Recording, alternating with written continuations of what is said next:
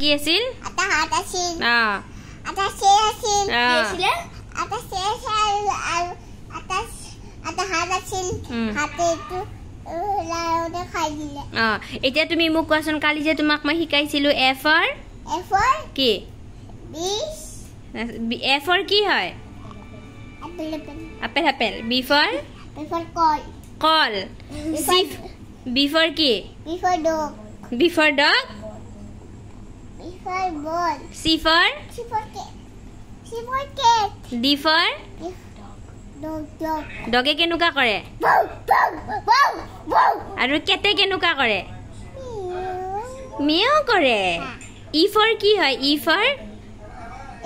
elephant kenuka kore